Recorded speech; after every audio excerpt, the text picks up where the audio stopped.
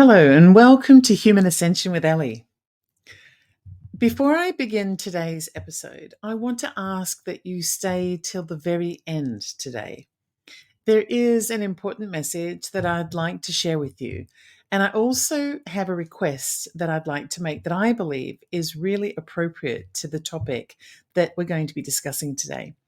There is a chance for you to do some good in the world, and I do hope that you'll help me to make that happen. The other day, I was posting with fury on my Threads account, and that's because I was really fed up. So let me explain why. The presidential debate has taken place, and I had watched the debate with my lovely viewers on the Ellie Dreams and Under channel on YouTube. We did a live event in which I streamed the Australian live stream of the CNN live stream. It was very complicated and a bit glitchy, but somehow we made it happen. And it was great to watch the show with everyone and to read the comments in real time.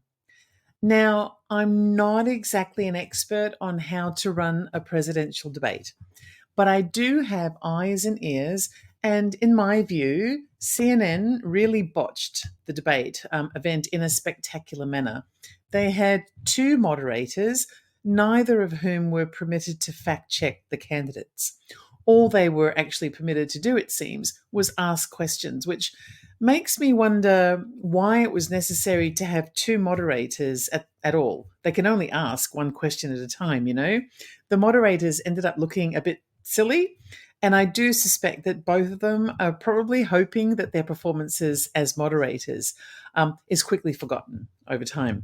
They let one presidential candidate tell over 30 lies without being fact checked on the spot. And the other candidate didn't appear to have his microphone working correctly or his earphones, and he was left very disadvantaged by having to focus or try to focus on his policy points and do the moderator's job of fact checking as well at the same time. And even trying to remember half of the nonsense that was coming out of his opponent's mouth with all of those lies, which went entirely unfact checked. It was impossible for him to do. It was frustrating to watch. And another thing that wasn't obvious at the time, but which appeared to be the case later on, was that the candidate who was seemingly in control of the debate appeared to have been taking some kind of performance enhancing drug that was causing his pupils to dilate, even with the super strong television lights shining in his eyes the entire time. Now, obviously, I'm not certain, and I am definitely not an expert on these things, but I had just been watching a chat between a YouTube political commentator and a psychologist with around 30 years of experience working with ADHD patients and studying the effects of the treatment drug for ADHD called Adderall. Now, Adderall is a drug that works well for ADHD, but it can also be abused. When used correctly, it calms the patient down, gives them short-term clarity to be able to communicate more effectively, and it stops them from fidgeting. But it's also a drug that is commonly abused or, just taken incorrectly. And so the talk about this was quite interesting.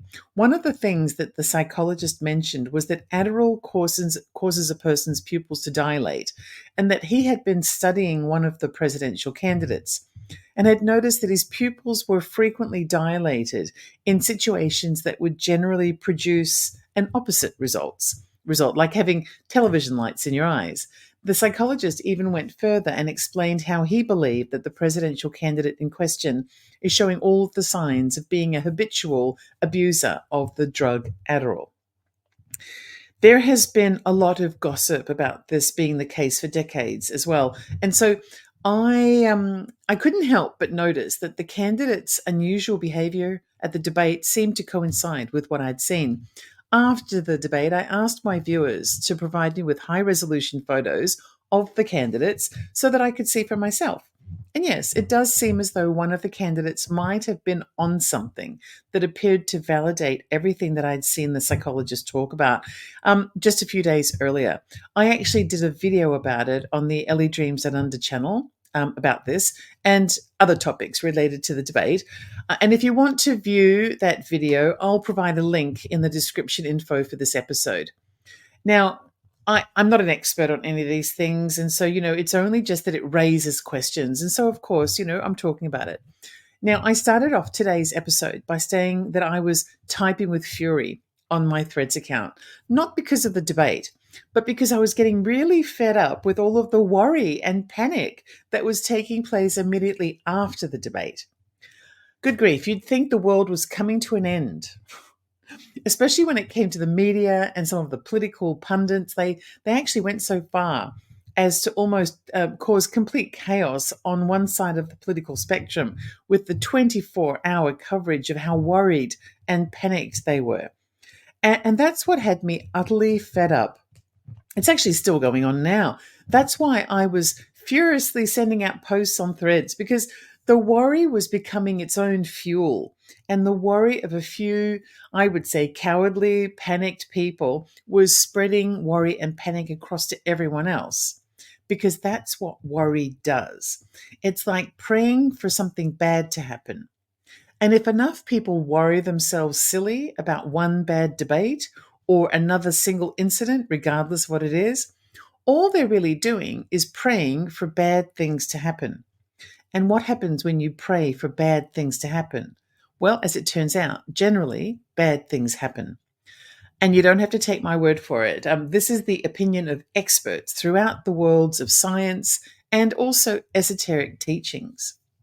So today, I want to talk to you about worrying and what worrying is really about, what it does to you, to your environment, and the impact that it has on the energy around you.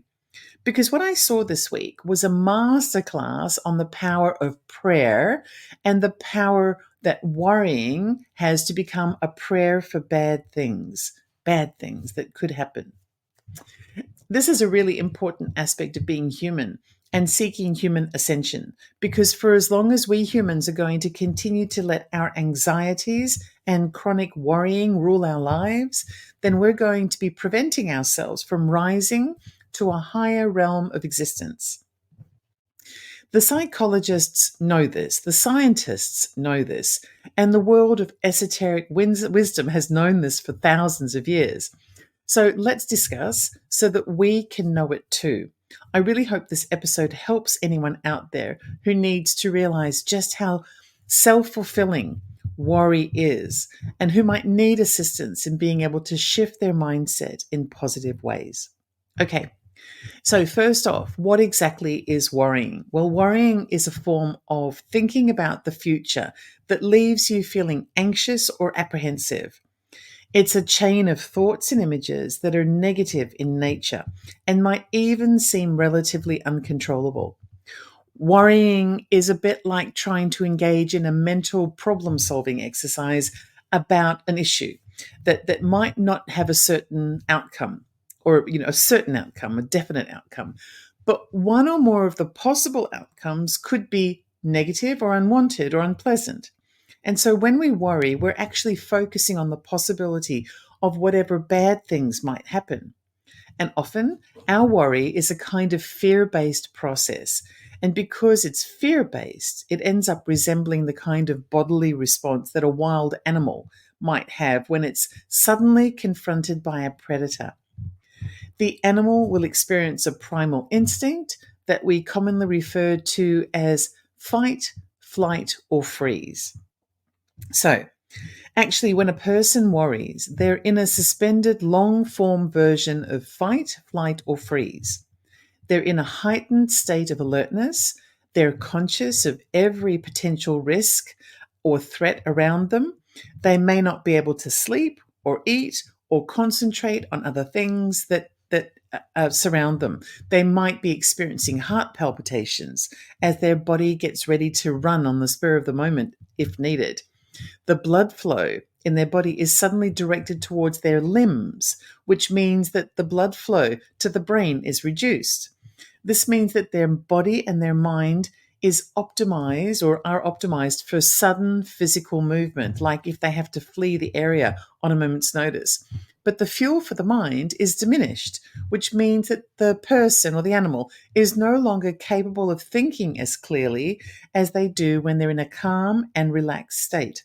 So often, they begin to experience illogical fears based on their diminished brain capacity, which then fuels their worry even further. It puts them into this suspended form of diminished brain function, a bit like they're stuck in a prison of worry that they can't get out of. You see? So let me ask you a question. Do you think it's possible that a wild animal that has suddenly been confronted by a predator is thinking about all of the positive things that might be happening in the moment? The wonderful meal that they've just finished eating, the beautiful flowers that they can see in bloom all around them, the gloriously warm day with just a hint of cloud to cool the gentle breeze? No. It's likely that the idea of anything positive is nowhere near their mind in that moment. Even if all of those positive things exist and are right there blatantly in front of them. Instead, the wild animal is desperately trying to figure out whether to run away, fight for survival, or play dead. And that is what their body and mind are optimized for at that very moment. Their brain can't acknowledge the beautiful day, or the flowers, or the comfortable sense of satisfaction in their belly. They are in a panic, and that's all that they can focus on. That's what worry is. It's a state of panic, just like what's experienced by a wild animal confronted by a predator, except it continues on and on and on. It keeps your mind focused on fight or flight, and it directs the blood flow to your limbs and away from the areas of your brain that process logical, reasonable thoughts. And it makes you blind to the positive things around you. Now, don't get me wrong, worry can also serve a purpose in the right circumstances and if it's managed effectively. Worrying is a natural response to ambiguity. When a person is placed into a position where they don't know what's going on around them, or when they don't really know what's about to happen next, then they might begin to experience a sense of anxiety. Anxiety is a form of fear, and so the person will automatically be hardwired to reduce their fear in the way that they can. And the way to do that is to find a solution to the ambiguity so that it can be resolved and become clear again. And so the person will naturally begin looking for ways to do that. They will begin asking themselves, what if I do this? Or I wonder what he meant by that? Or what if this happens next? Or what will happen if I try this option or that option? The person's brain is running possible scenarios, looking to see if any of the scenarios might provide a solution to help resolve the ambiguity. Once a solution has been found that the person believes they have a chance of using to resolve the ambiguity, then they can implement that solution. So, for example, they could ask the man, "What did you mean by that?" Or they could try the various options that they thought might help and see if, in fact, they get clarity from doing that. Or they can just accept the situation as it is and decide to live with the ambiguity because sometimes things aren't always clear. And so maybe they'll accept the situation and refocus themselves onto other things. That's sort of the healthy, normal way to deal with an issue that creates worry. You do have that initial response of fix it, in some way, but you may also have to move on as well.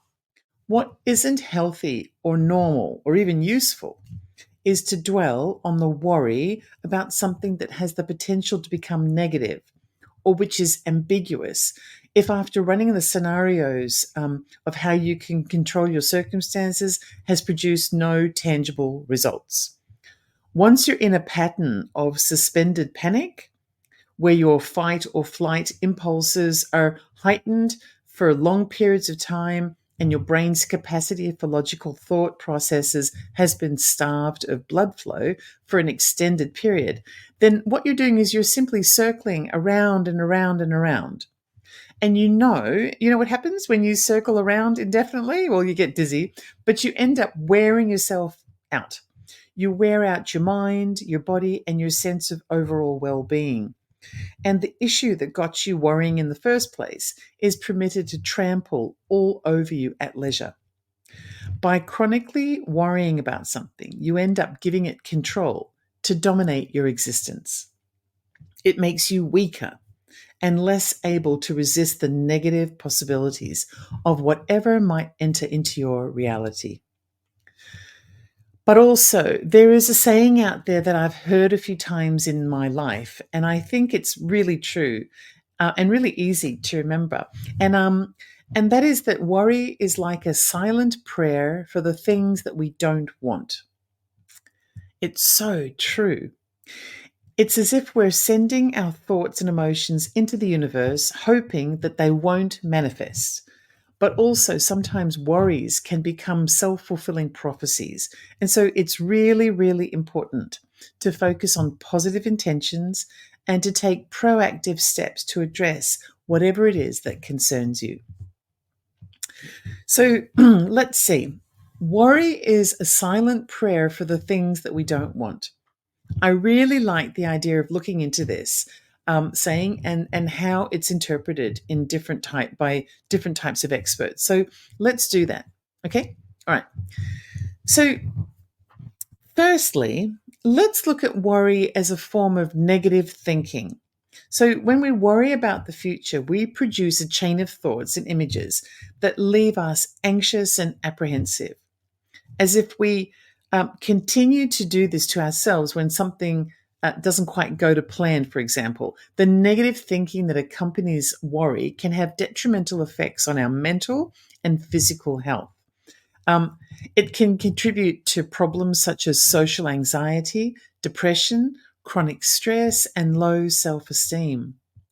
The stress can manifest as symptoms, physical symptoms, such as headache or migraine, reduced immune response to diseases, back or other kinds of joint problems, even skin irritations, hair loss, vision impairments. Cancer is also linked to prolonged stress. The list is terrifying in itself. And it's so well documented that stress and physical illness often go hand in hand that alone should be sufficient incentive to find ways to avoid worrying excessively about anything out there. But worrying as a form of negative thinking can also begin to take us down a really dark path where we begin to experience catastrophic thinking, which is an actual thing. It happens when a person immediately begins to make assumptions that the worst possible scenario is about to happen just because something didn't go to plan. So let's put that into the context of what happened regarding the recent presidential debate. Thinking about the people and other entities that immediately jumped to proclaim that one of the presidential candidates should resign or be replaced simply because he had a bad day. Now, who was thinking catastrophically in that moment? It was a panicked, negative thinking response by people and entities that overreacted to a single event. And even if the presidential candidate in question has a bad day every day, there's simply one person in a wider presidential administration. So let's get real here. The presidential administration comprises of a cabinet of officials who are actually the people responsible for the most high-level functioning of every administrative department within the presidency. Those people consist of, and this is a long list, I'm going to name them all so that you can see, the Vice President, the Secretary of State, the Secretary of Treasury, the Secretary of Defense, the Attorney General, the Secretary for the Interior, the Secretary for Agriculture, the Secretary for Commerce, the Secretary for Labor, the Secretary for Health and Human Services, the Secretary for Housing and Urban Development, the Secretary for Transportation, the Secretary for Energy, the Secretary for Education, the Secretary for Veterans Affairs, the Secretary for Homeland Security, the Chief of Staff, the Administrator for the Environmental Protection Agency, the Director of National Intelligence, the Representative for US Trade, the Ambassador to the United Nations, the Chair of the Council for Economic Advisors, the administrator for small business affairs, the director of the Office for Management and Budget, the director for science and technology policy, and the director of the Central Intelligence Agency. That took me a long time to say, and that's because there's 26 different cabinet positions, all except one of which is headed up by a departmental leader who was either directly elected by the people into office or was confirmed by a bipartisan Congress. That's a very steady and consistent set of high-level leaders guiding the United States and their way forward on every aspect of its existence. The president could be dead, and it would make very little practical difference to such a steady cabinet. What the president does is that he seeks the advice of each of these cabinet heads, plus other advisors within his administration, so that he can act as a single figurehead representative to the collective wisdom around him. And if he, for any reason, couldn't do the job for a day or a week or a month or even ever again, then the vice president would immediately step in to retain continuity because that's her job. So, what exactly is the panic about? The panic is simply that it's just panic. It's either panic for the sake of getting ratings, or for the sake of fear mongering, or for the sake of getting on television, or having something explosive to say to get more clicks on your YouTube or X account or on Instagram. Or it might be panic by a person or entity that doesn't know how to regulate their feelings and doesn't practice mindfulness, or simply has a chronic worrying problem that they want to share with everyone so that they don't have to feel it alone. The problem is paying too much attention to people or entities who panic and enter into worry that turns into negative thinking, whether it relates to the presidency or even something less public like money or health or relationships, serves no purpose other than to create and spread more panic and more worry that manifests as negative thinking. And maybe that's the point. Maybe the point is to get people to worry as much as possible, because chronic worry makes people weak. And maybe the whole point is to make the people weak. Who knows? So don't fall for the trick. Recognize it for what it is. It's negative thinking that serves no purpose, no positive or practical purpose at all. But there is more to worrying than just negative thinking. The concept of worrying as a prayer for bad things can be linked to the idea of a self-fulfilling prophecy as well. The concept of worrying as a self-fulfilling prophecy is rooted in the psychological theory of self-fulfilling prophecies, which states that our beliefs and expectations can influence our actions in a way that makes those beliefs come true. Yes, science says that worrying can actually make your worst nightmares come true. And guess what? It's not just something that only happens to individuals. Self-fulfilling prophecy of negative outcomes is something that can and has happened on a massive scale on more than one occasion. You know, a real life example of this kind of self-fulfilling prophecy happened around 100 years ago. It's very well documented, and it ended up affecting the whole world. The event I'm talking about is the bank failures and the stock market failures during the Great Depression that occurred in 1929. The Great Depression lasted for around 10 years, affecting the entire world, and it all started with a self-fulfilling prophecy by a group of people who let their worries take over. So the Great Depression was actually triggered by a combination of factors that took place in the United States. It was like a perfect storm. Firstly, the 1920s was a time when consumer demand began to slow down, which led to a decrease in manufacturing. The people had also been borrowing more money than they could afford to realistically pay back. The US stock market had experienced a period of artificial growth, which had been prompted by certain high-level investors playing tricks with the stock market so that they could maximize their profits. This happens today as well. The stock market had become full of stocks that were trading at an inflated price that they weren't genuinely worth. So the snapshot at the time was that the US was in a tricky position where it was gambling on everything going smoothly, like it was sitting on a precipice of a cliff and waiting to see which way the wind was going to blow. As it happens, the wind blew in the wrong direction. And this is where the self fulfilling prophecy began to kick in.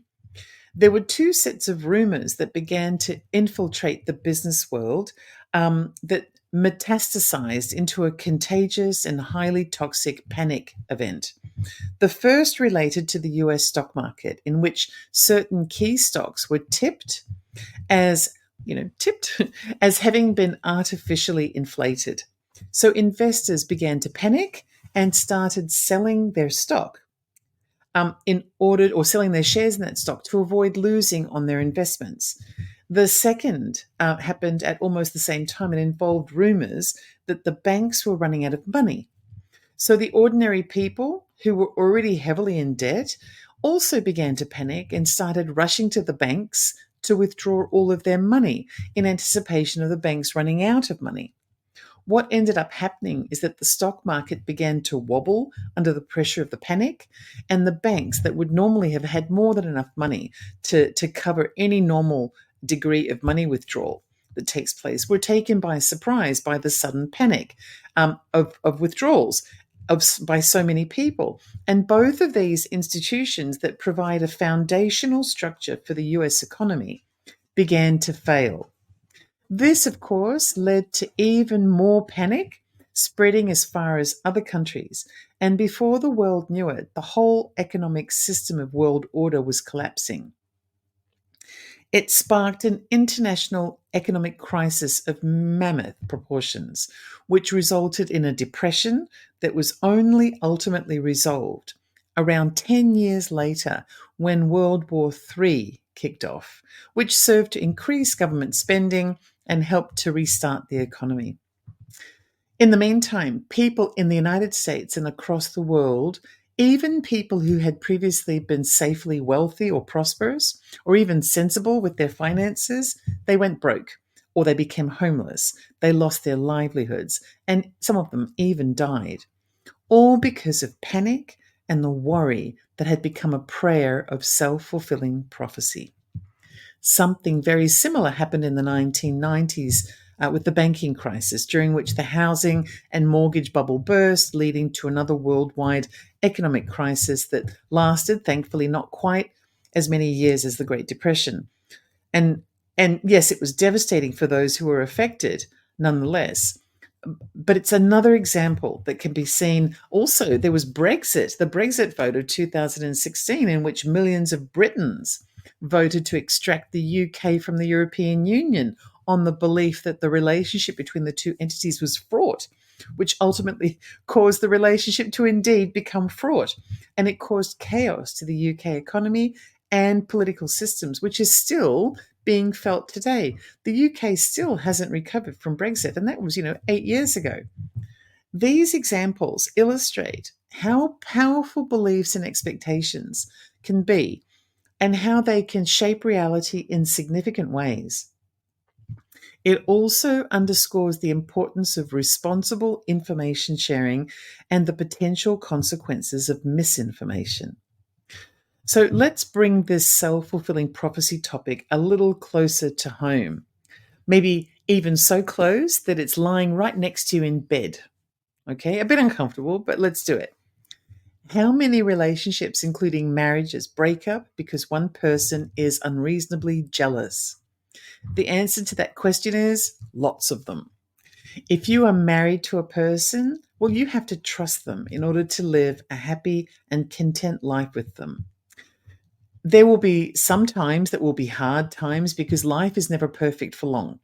Perhaps the issue will be related to money or a difference of opinion or because of external factors like accident or illness or interfering family members or the question of how to raise the child or division of chores or who the dog loves more. You never know. It could be anything.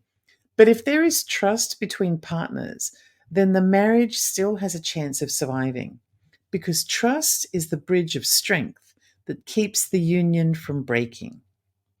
But if one person begins to live in the marriage with a sense of doubt about the other person's faithfulness, for example, it can cause havoc in the relationship. The jealous partner will begin to imagine all kinds of worst case scenarios. If the other person is running late coming home from work, or takes too long returning from the store, or smiles at someone attractive in the street, or even looks at somebody else for a second too long.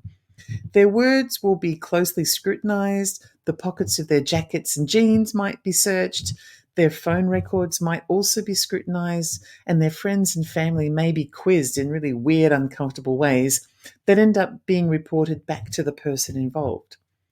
And that will mean that both of the people in the relationship will become nervous and jittery, as though they each have to walk on eggshells with each other. Every facial expression will be questioned. Every word will be doubted. And that's an exhausting way to live. It just really is. So with time, patience will begin to wear thin and arguments will occur. It will be leading to accusations and hurtful words and storming out or sleeping on the sofa or whining about each other with your friends and family. And then someone will blab about what they heard one person say about the other person, and there'll be embarrassment and lots of pride issues and one-upmanship, and you never know. It could keep going, it could even go as far as revenge.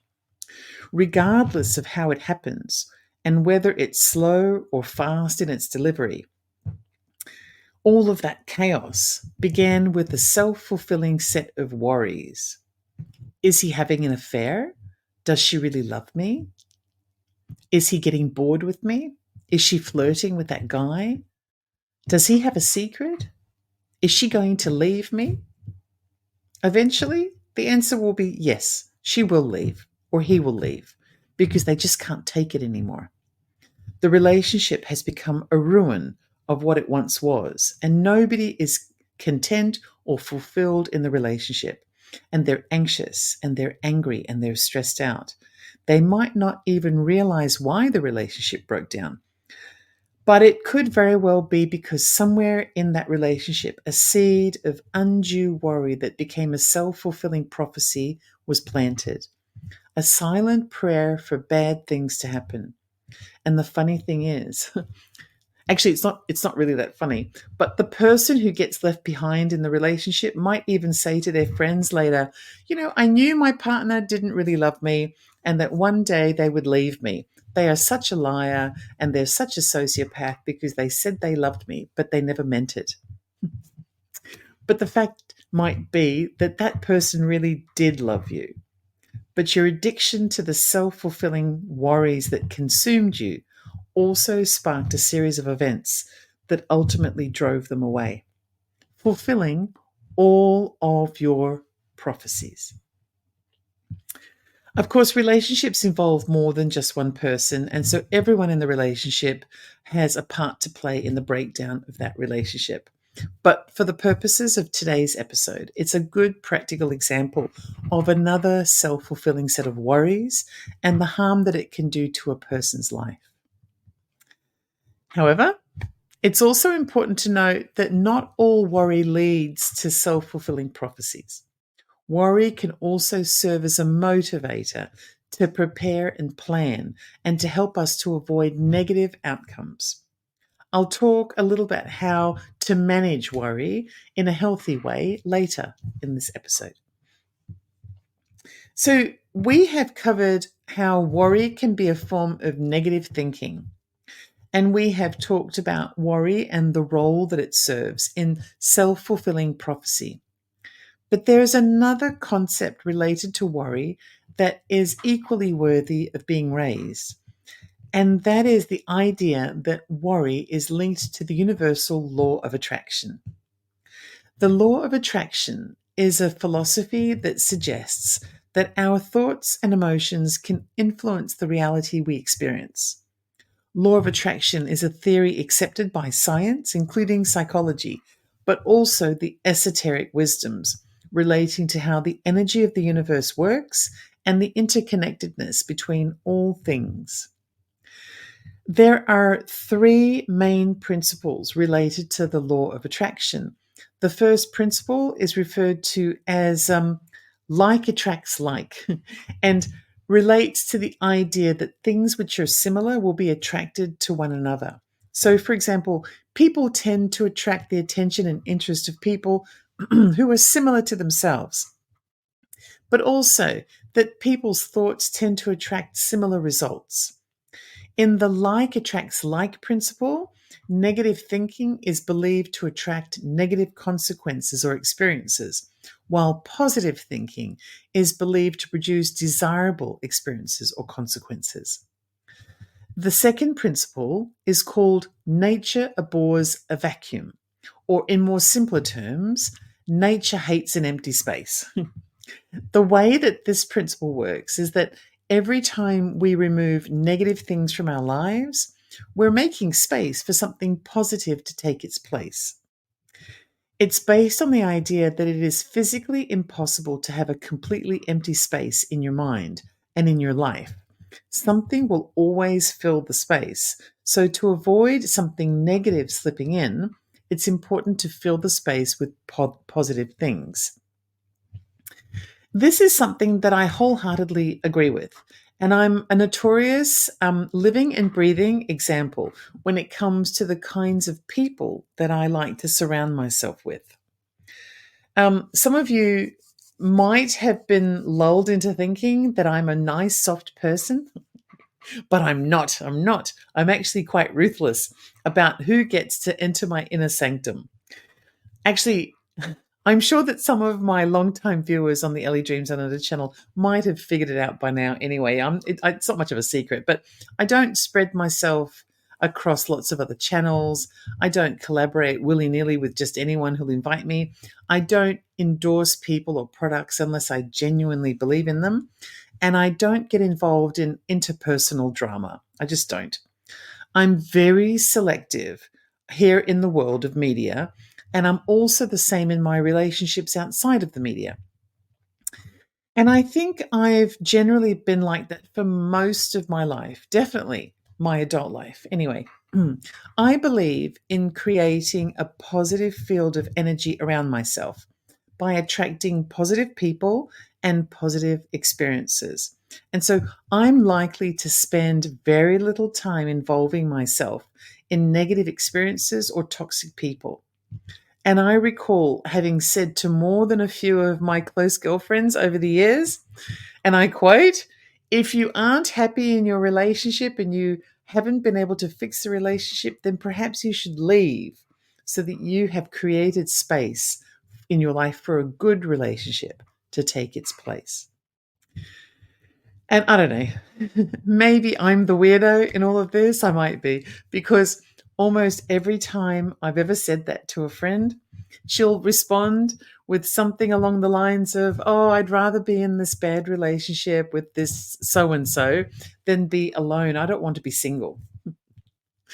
And you know what? I head off after our lunch or our glass of wine or whatever, and I'm driving home from wherever we were, and I'm shaking my head and muttering to myself and thinking, what's wrong with being single? It's great. It's definitely better than being all alone in a relationship with someone else.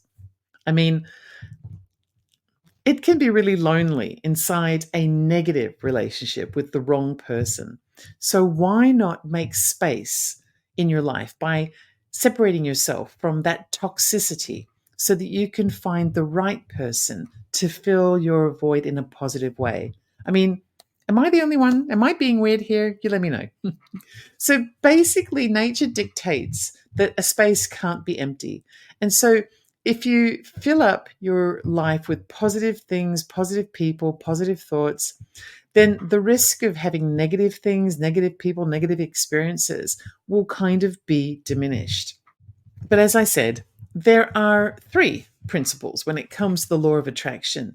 And the third one is called, or it's referred to as the present is always perfect. This idea is based on there always being things that you can do to improve the present moment. Rather than wasting energy feeling a sense of dread or unhappiness, a person should focus their energy on finding ways to make the present moment the best that it can be. So, For example, if you hate your job, then don't spend all of your time thinking about how much you hate your job. Instead, direct your energy towards preparing yourself for a better job, looking for a better job, investing your energy in the practical pursuit of a better job. It's likely to get you a better job, which means that the job you hate will ultimately cease to be an issue in your life. Done and dusted. Nothing to worry about. So, when it comes to the law of attraction and how that relates to worrying, well, worrying is usually based on the projection of a worst case scenario outcome.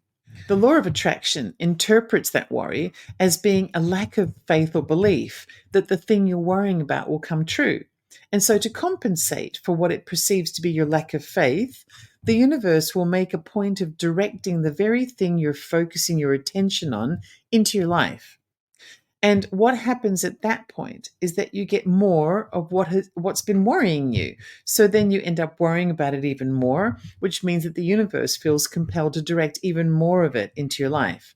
It becomes a vicious cycle. So the very thing that you're anxious or fearful of will be attracted by your fear more and more, leading to even more fear, leading to a greater degree of attraction, and then even more fear. And this could just continue to go around and around indefinitely until something external, like, I don't know, if we're lucky, a meteor or an earthquake or some high profile death or something, finally bounces everything out of the cycle. And it's crazy to have to wait for something like a meteor to strike in order for you to get out of a worrying cycle. Why not just shift to positive thought? It's much easier and you don't have to rely on some asteroid event. Okay. So basically, all three of these principles are different ways of describing the same thing. And that is that the law of attraction always exists around us. It is in constant motion, whether we are consciously aware of it or not. It can be translated into words like energy distribution or universal responses or vacuums or like for like attractions. It can even be a reply by God. Regardless of how it's converted into language that we can understand, the overarching principle is that our frame of mind is always going to affect the manifestation of the circumstances around us. And the more people who are worrying about something negative, the greater the likelihood that the energy being manifested into outcomes will be negative too. The remedy for all of this is one simple trick. And I bet you already know what I'm going to say, right? Ready? Think positive. Oh, that's it. Just think positive because positive will bring positive. And the more positive the thoughts and the more people who think positive, the more the manifestation of outcomes surrounding humanity will transform into the positive. Okay, so let's talk about positive thinking. Positive thinking is a very valuable tool in being able to help people when it comes to stress management, overall health, and well-being. It can help to combat feelings of low self-esteem. It can improve physical health, and it can help to brighten a person's overall sense of there being a bright future to look forward to. But another thing that positive thinking can do is that it helps to relax the mind, which helps to give the brain time to find solutions to the very things that worried us in the first place. Remember how a cornered animal in the fight or flight mode isn't getting sufficient blood flow to the brain, so it isn't able to think as logically as it would if it was in a relaxed state. Well, thinking positively can help to put you into a more relaxed state, which means that you will be able to solve your problem much easier because the blood's going to your brain. So you might be thinking to yourself, yeah, Ellie, it isn't fair to say just think positive. How am I supposed to do that? All right, so there are a few ways to manage an overactive worrying habit. You could write your worries down. Sometimes it just helps to get them out of your head. Put them down on paper and clear your mind. Once it's down on paper, you can also look at each aspect of the worry individually and work through it one by one.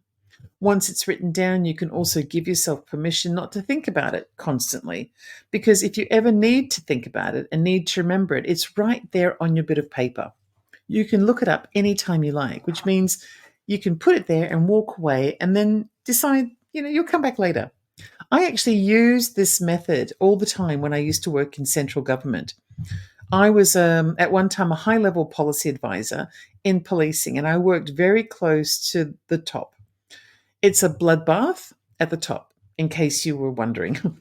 If you were under the impression that people get nicer and more level headed and kinder and more reasonable as they progress to the top of their careers and enter into powerful jobs, well, then I'm here to tell you that you are so wrong. The higher up we go on the ladder of success, the worse people get. And when you talk about the hot button of policing and the political environment within central government, then just times all of that by 100, maybe even 1,000. The people at the top or who are approaching the top are stressed out, they're suspicious of everything and everyone, they're greedy and they're conniving, and they are so clever about how they attack that you'll never see them coming until you're already dead and 6 foot under. So every email, every smile that looks a little lopsided, every casual chat over lunch or a quick glass of wine after work is a potential lion's pit of destruction.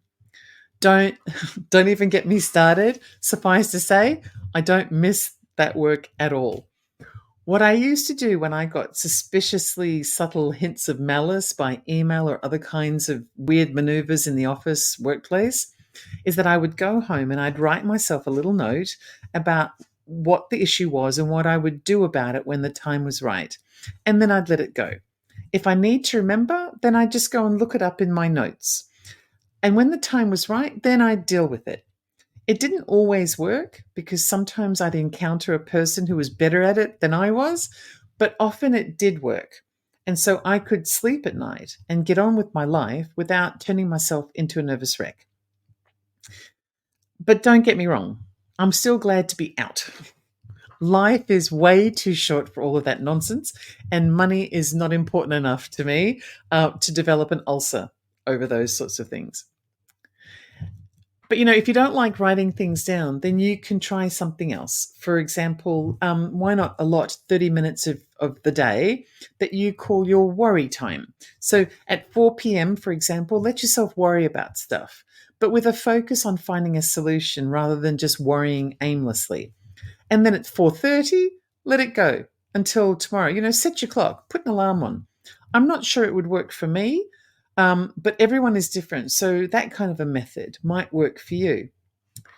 You can also create what psychologists call a worry tree, which I thought was kind of cute, actually. A worry tree is a diagram that takes the shape of a tree. Each branch travels towards a direction of having a solution or being out of your control. You write your worries down on the appropriate branch, and then you realize you can actually see with your eyes that worrying about the things that have no solution or are outside of your control is unnecessary. So you can just let go of that. And then it allows you to focus on the things that you can control. And it helps you to know what to plan a response to. It sounds really simple or simplistic, but I actually think it's really clever. And I think it would be pretty effective, actually. And then there are also things like exercise and meditation, getting outdoors and breathing fresh air, being as physically active as your degree of mobility will allow you to be. So, go for walks or perform activities around your home. Meditation, also, we need to know, it can take all kinds of forms. For example, embroidery or knitting are often considered to be forms of meditation, chopping vegetables up really small. Also, things like that, because they focus the mind on small movements that distract from big problems. And of course, you can seek professional help as well, yada, yada. But often, just changing the way you approach things that worry you can make all the difference. And it doesn't need to cost you $200 an hour to achieve it. Just put yourself and your well-being first. And with perseverance, the rest of it is very likely to come. It is normal for people to worry a little, but when worry becomes irrational, it begins to distort the energy around the issue. This can lead to negative thought processes, catastrophic thinking, self fulfilling prophecies, and the attraction of negative energy. If a lot of people are out of control worrying about something, that can exacerbate the impact of these things and actually make them massive, catastrophic issues that affect many people.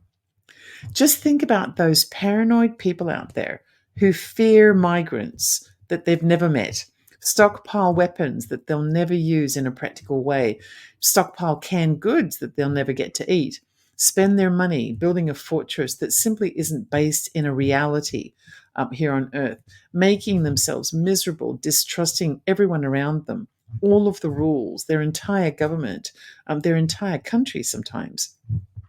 These people are people who are creating a reality out of their worries. Life is too short for that, and humanity survives on positive outcomes. So, bringing it for a moment back to that very first topic that I mentioned, which was the panic and hand wringing over the presidential debate. What is the point of all the worrying? Because really, there's only one thing that is within the control of each individual who has a choice of either worrying or not. You can either worry endlessly, which really isn't a choice because it's not productive, it's not going to achieve anything positive, or you can make a determination. As an individual living in the United States who has a chance to vote in November, you have an action. Just perform the action. That's all you need to worry about. The rest of it, put it to bed. And if you want to do more, then convince others to perform that action as well. And then you no longer need to worry. You can spend the rest of your time filling up that empty space with positive energy. So, on that note, speaking of positive energy and positive outcomes, I want to be sure to include the very real truth that appears on the polar opposite of the negative consequence that can be caused by worry. And what I'm talking about is the restorative and powerfully healing powers that positive thinking can achieve. It's just uncanny, to be honest, that I decided to do this episode this week because as it happens, I discovered something just this morning, the day after I had prepared today's script. And it just goes to show that everything happens for a reason.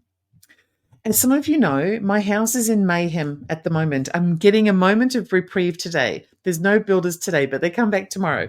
I'm having building work done, and so I've had to step back a bit from recording a daily video on the Ellie Dreams Down Under channel because I'm knee deep in building dust.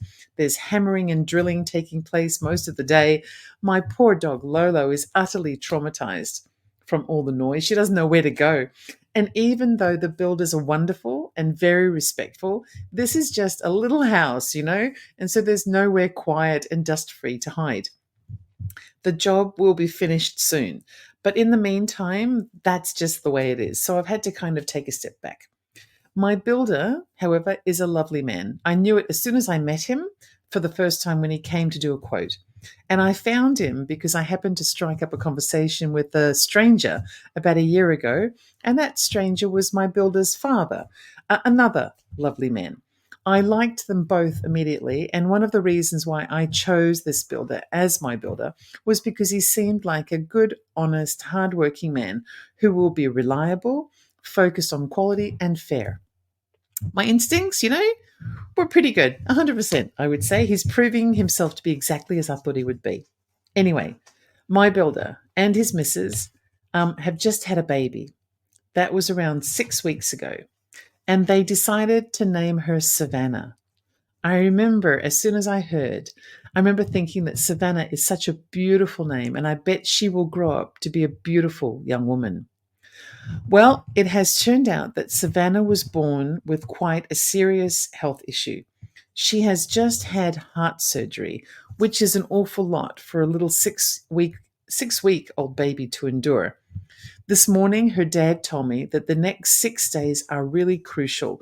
The doctors have put it very plainly. If she survives these 6 days, there is a good chance that she will continue to grow and become a beautiful, healthy little girl. So, we're talking about the power of positive thinking and the massive shifts in energy that can be achieved through positive prayer and directional energy. So, I would like to make a request to everyone who is listening to today's show. Everyone, please, every one of you. It will only take a moment of your time, and I'd really like you to do this for me. Set aside a moment every day, just for the next few days, just until maybe the middle of next week, just to be sure that we've done all that we can. I'd like you to go somewhere quiet where you can find a moment of peace. And I'd like you to focus on sending positive energy to baby Savannah. This morning, I asked her dad to give me permission to use her name and to also share the name of the hospital that she's in. She's currently not conscious and she needs all of the positive energy she can get. So spend a moment offering healing, positive energy in the way that feels right to you to little baby Savannah at the Royal Children's Hospital in Melbourne, Australia. I'll be doing this with you, and I know that we can make a big difference, a positive difference. I'll let you know how Savannah is doing once we know for sure. Thank you. Every person counts, so thank you. So remember, first and foremost, the wonderful saying that everyone's grandmother once told them. It's like a universal grandma thing. It's simple and it's very true. And the message is, this too shall pass. This too shall pass. This too shall pass. In the meantime, our job is to do the best that we can. So think positive and don't worry. Thanks to everyone who's watching on one of KGRA's broadcasting platforms. If you'd like to become a member of the KGRA family so that you can chat as you view any of the KGRA shows, radio shows with like-minded spiritualists, experiences and weirdos like me, then don't forget to use promo code Ellie for 30% off your subscription. That's it for today. It's been a pleasure. Until next time.